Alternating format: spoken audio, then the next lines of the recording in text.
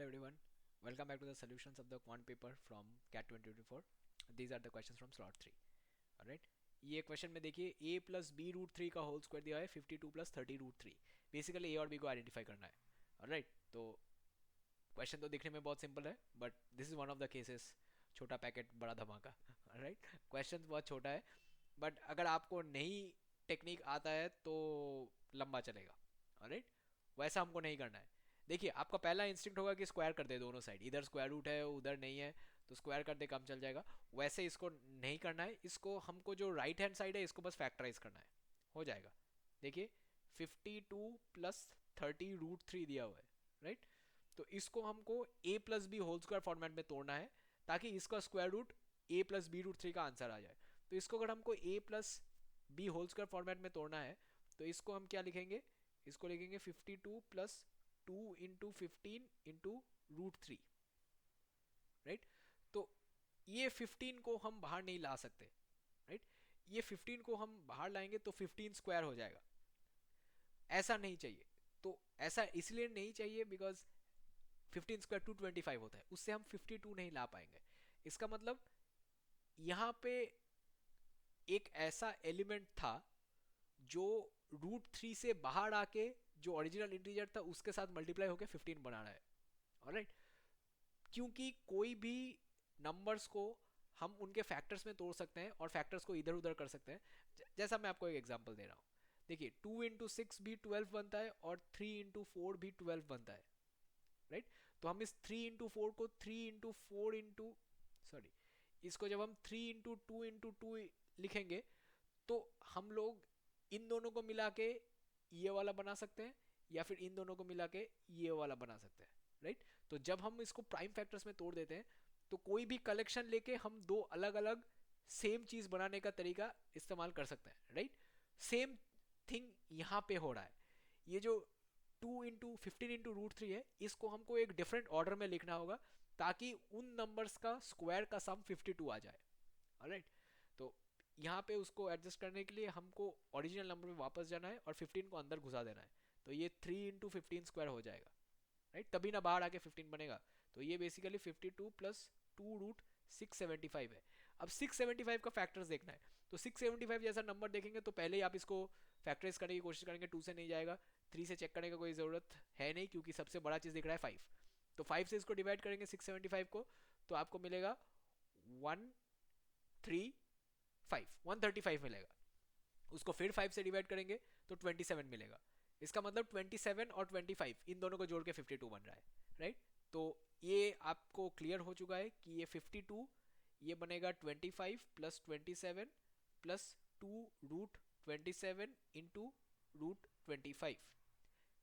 Right, तो ये 25 को हम लिख सकते हैं रूट 25 का होल स्क्वायर. ये बन गया आपका a square plus 2ab plus b square. अच्छा, 27 को तो हम 3 रूट थ्री लिख सकते हैं आराम से. राइट, तो ये बन गया आपका. और इसको हम रूट 25 ना लिख के इसको हम 5 स्क्वायर लिख सकते हैं. राइट, तो ये रूट 25 बन गया 5 और रूट 27 बन गया 3 रूट थ्री. तो ये बेसिकली 5 प्लस 3 रूट थ्री का होल स्क्वायर है.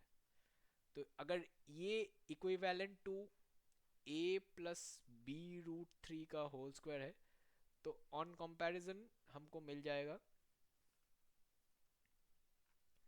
a equal to 5, b equal to root नहीं b इक्वल टू 3.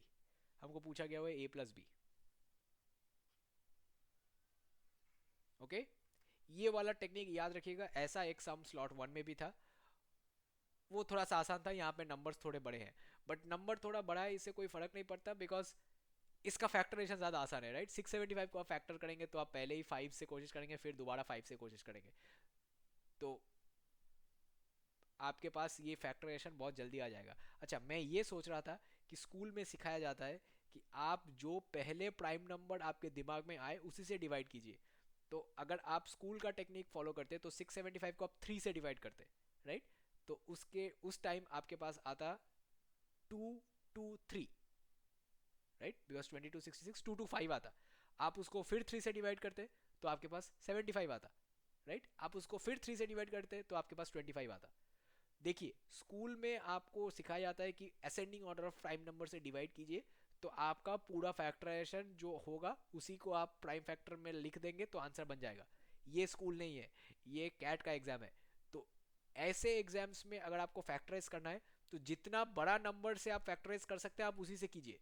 675 अगर आप प्राइम फैक्टराइजेशन करना है तो मुझे सबसे बड़ा प्राइम फैक्टर इसका दिख रहा है 5, राइट, मैं 5 से डिवाइड करूंगा।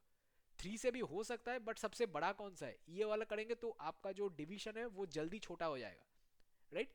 क्योंकि अगर आप बड़े नंबर से डिवाइड करेंगे तो नंबर जल्दी छोटा हो जाएगा।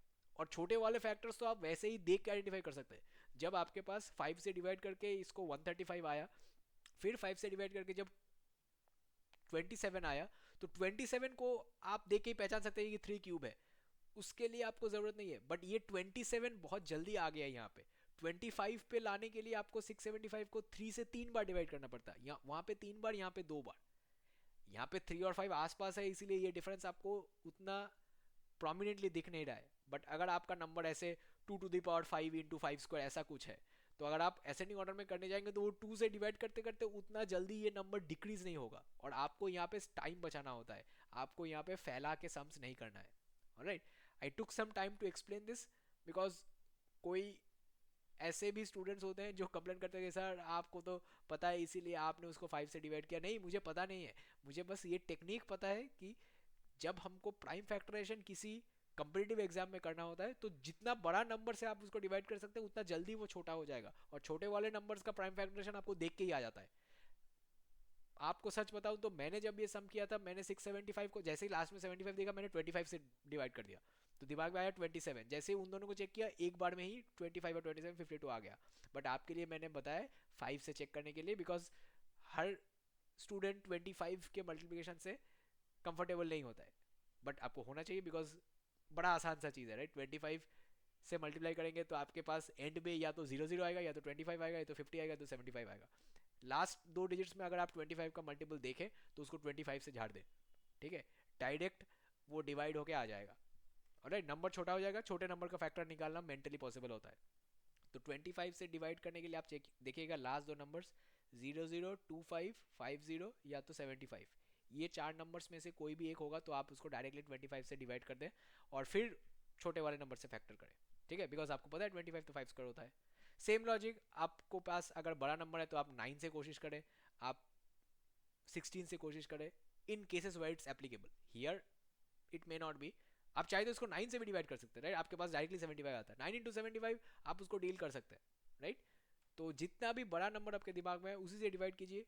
वो जो डिविडेंड है वो छोटा होके जो नंबर देगा उसको आप मेंटली फैक्टराइज कर सकते हैं, ठीक है। ये टेक्निक है, मैंने आपको यहाँ पे एक्सप्लेन कर दिया। आगे जाके कोई सब में ज़रूरत होगा तो उस टाइम नहीं बताऊंगा बिकॉज यहाँ भी बता दिया, राइट। ऑलराइट, तो ऐसे छोटे छोटे टेक्निक्स, हिंट्स, ये हम लोग हमारे क्लास में स्टूडेंट्स को ऑफर करते हैं। और ये बहुत ही कंटेक्चुअल है, ये मैं आपको रैंडमली क्लास में कभी बता नहीं पाऊंगा जब तक ऐसा सम ना दिखे तो, राइट। और ये किसी किसी स्टूडेंट का खुद का पर्सनल टेक्निक्स भी होता है जो अपने आप वो लोग डेवलप करते हैं to get comfortable at the sums.